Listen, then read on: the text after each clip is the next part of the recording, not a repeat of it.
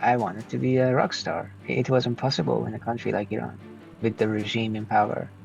They are very kind of radicalist. I got imprisoned. I got arrested, intimidated, tortured. And it was a very strange 4 years. So I got arrested at 21. I went to prison, then I got out on bail, a lot of money. And for 4 years, I had to live in isolation in a kind of a house arrest, no public life, Mhm. no social like media, no public presence. I couldn't believe it.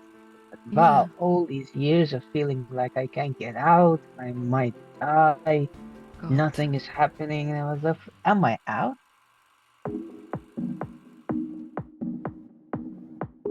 Today we have an incredibly special guest with us, Mazis.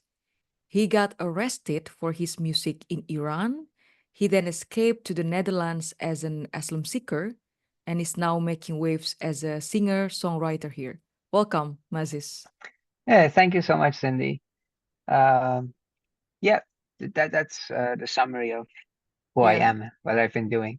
you're very much welcome. I'm beyond grateful to have you here in our podcast. So Mazis, when I happen to know a little bit your story, I think that your story is both inspirational and interesting to be shared. So in this podcast, I'd like to take this opportunity to share your story. So please tell us about your journey before coming to the Netherlands, particularly what happened and what exactly motivated you to make such a Hmm. bold, brave move to relocate to this particular country, Netherlands, please. Um, well, I was born in 97, Mhm. and I guess I was a bit lucky or unlucky to be born in northwest Iran. And I grew up kind of very in nature. I spent a lot of time in mountains. It was fine. But the more you grow up in a society like Iran, if you don't really believe in the ideologies of the regime, and if Mhm. you don't go along and whatever happens in your genetics and your upbringing, that you become exact opposite of what they want you to become, Yeah. you will be in trouble. I think it's the nature of totalitarian fascist regimes that they want everyone to be obedient. They want everyone to be as they want it to be.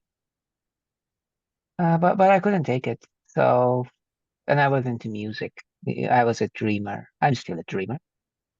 And I wanted to be a rock star. It was impossible in a country like Iran with the regime in power. They are very kind of radicalist, religious people, and they don't accept any new ideas other than their own. It's quite dry, and I was very free as a teenager. So I wanted to do something. I wanted to make a way. I was stuck, and I wanted to start a movement. So I wrote an album. I started a movement. It got kind of famous in the underground scene, and I think it was mostly young people connecting to the things I was going through. That I want to be free. I don't want to be dictated. And there are so many people like me.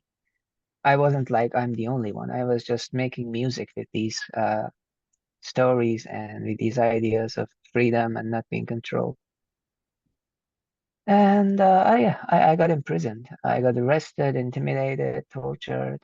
And it was a very strange 4 years. So I got arrested at 21. I went to prison, then I got out on bail, a lot of money. And for 4 years, I had to live in isolation in a kind of a house arrest, no public life, Mhm. no social like media, no public presence, very isolated.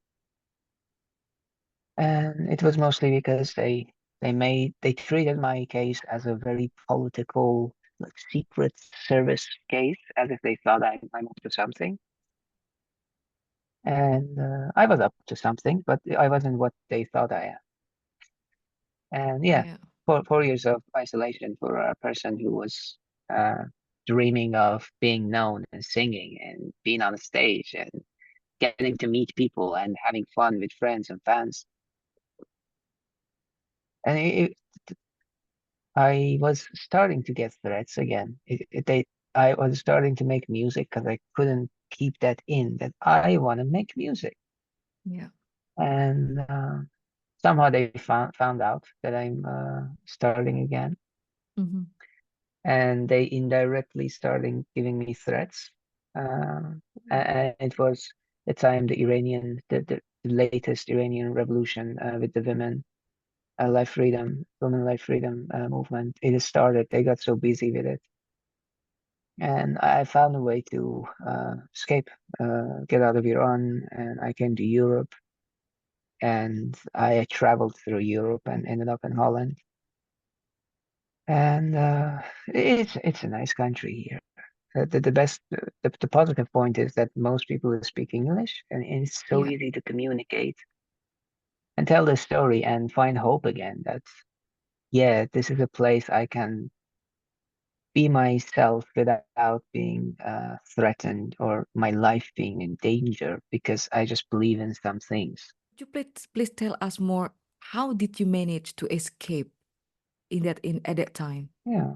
Yeah. Well, I had academic studies beside music, Yeah. and I got a student visa from a university in Italy, Oh, okay. and yeah, it was very risky and like stressful trying to go to the embassy and getting the visa.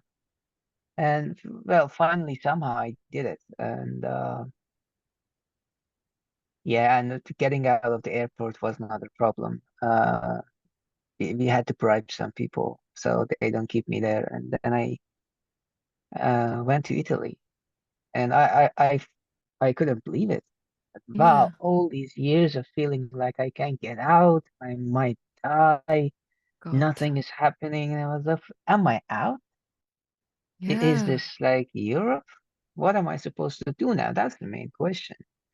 Because I wanted to leave, and now that I was kind of free, I wasn't free anymore because you have to be in a system to be Exactly. living in a European country. So, uh, yeah, the problem also started here in Europe. When I say here, you don't exactly know what to do, and it's a big question seeking asylum because you don't have the option to go back anymore. But anyway, I couldn't go back because it was dangerous for me.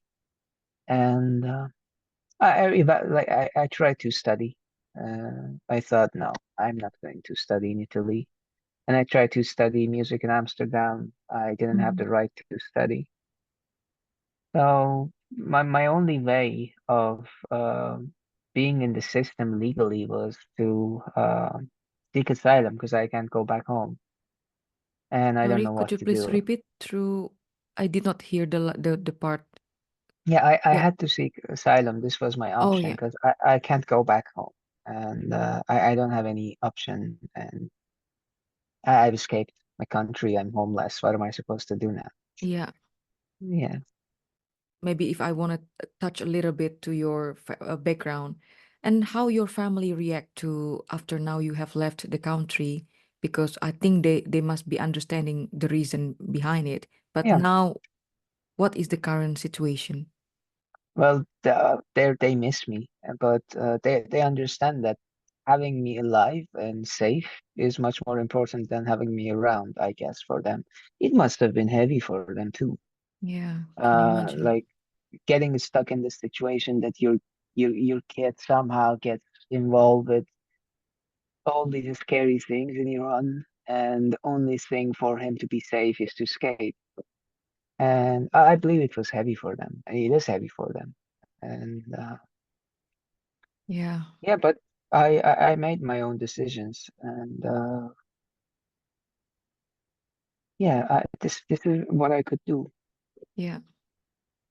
All right, maybe moving forward to another to your music, a little bit more to your music because I'm getting a little bit emotional too right now. Oh, Yeah.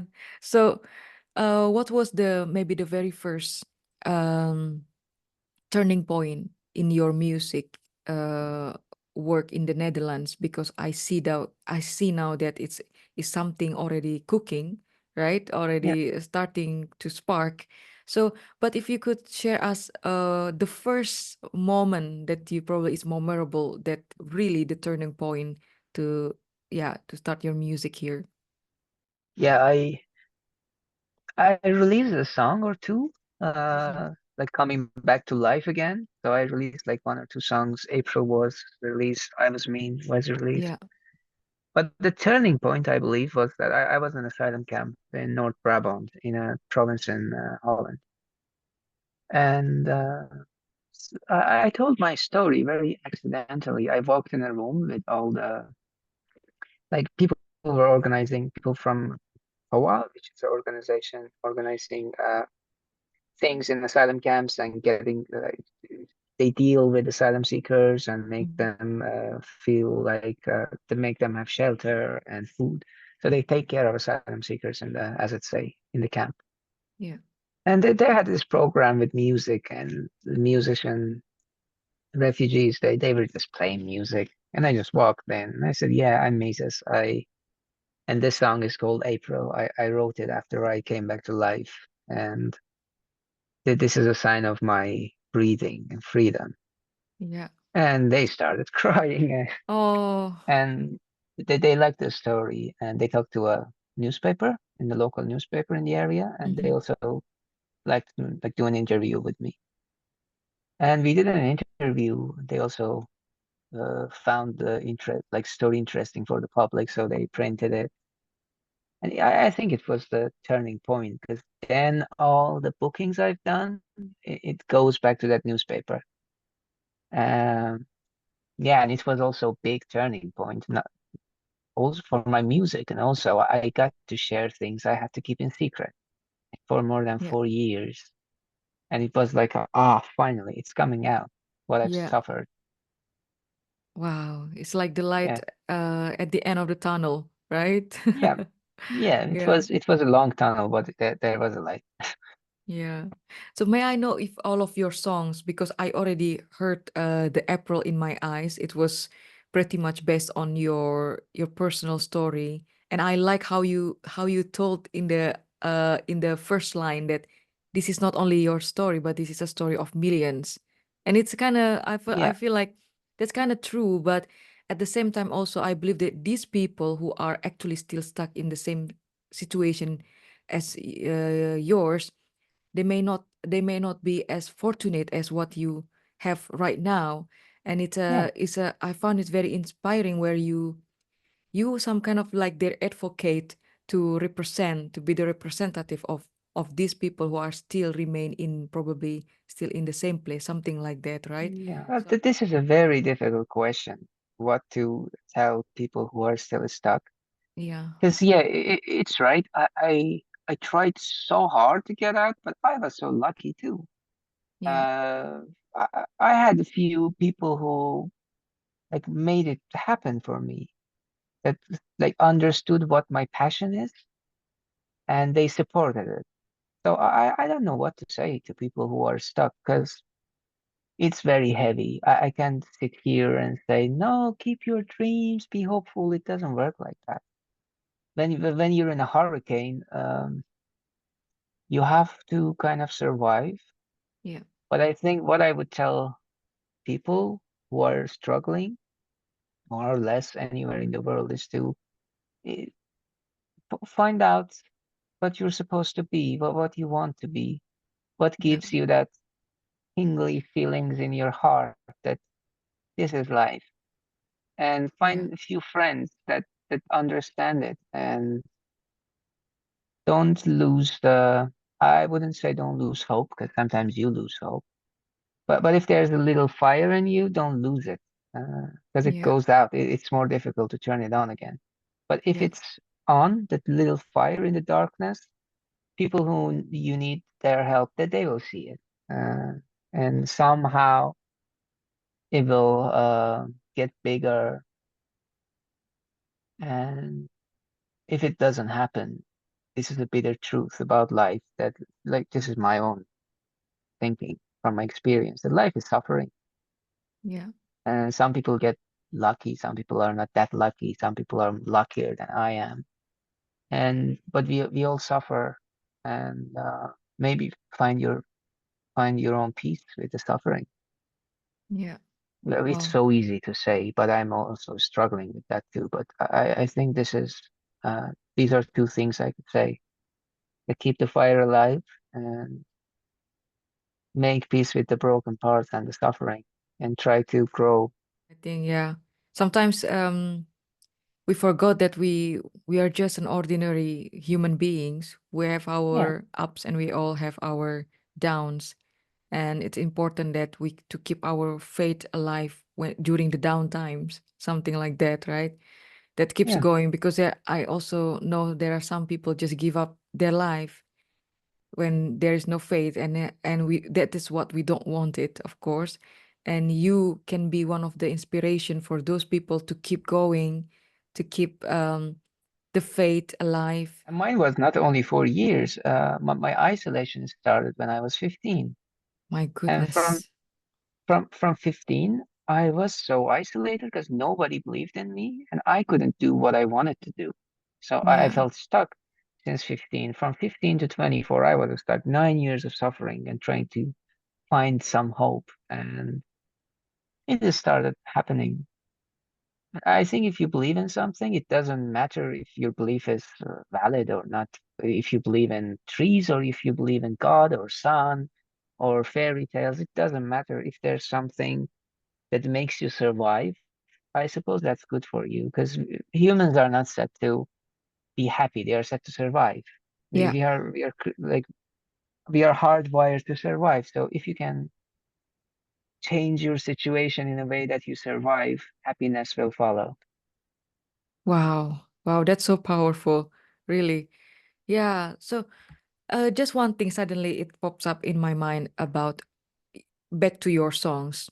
Are these songs inspired by your personal story, or some of them are just your to express your creativity?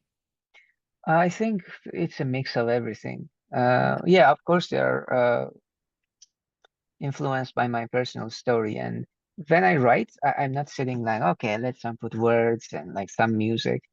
I really go into inner journey, into my unconscious, and Wow. symbols come out. And I Wow. write about those symbols. And then in the end, you find that, okay, some people connect because these symbols somehow they connect to other people. Yeah. And like about the graveyard, about the trees, about the blossom, and about the fire. These are the symbols everyone gets. Um, yeah, I'm writing about my experience, but it might be the story of millions because I am not the only one who went through this. There have been people who went through much more horrible things. Yeah.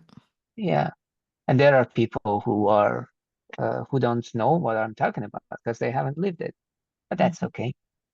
Yeah. Um, yeah, So so you most of so my but songs are my unconscious mind coming to life. yeah, wow. So you basically you never really went to school to study music, right? It's like No, a self-autodidact. Wow. So yeah, it's basically natural talent. That's amazing. I think it is. Yeah. Yeah. Wow. So, Mazis, perhaps to end our podcast, what is your last, not really last, like final words for this podcast episode that you want to tell? Yeah, that you want to maybe anything, the final word from you. Well, this is what I wish for everyone in the world and Mhm. everyone who's listening. I hope you feel some sunshine today or any day Um, soon. Just a little bit of sunshine and warmth and intimacy and some love from people around you. And I wish for some good tribe for everyone, that they are in a nice tribe, in yeah. a nice society, in bigger pyramid scale. And I hope it, the world becomes more loving place than what it is now. Thank you. Thank you so much, Mazis. Thanks Thank for you so having much me. for the time today and hope to see you and speak Yeah, to you soon in maybe in the yeah, next opportunity, right? yeah, yeah. Have a Yeah. good day and thanks for Thanks to inviting me. This was amazing. you're very much welcome. Yeah, bye bye. Bye.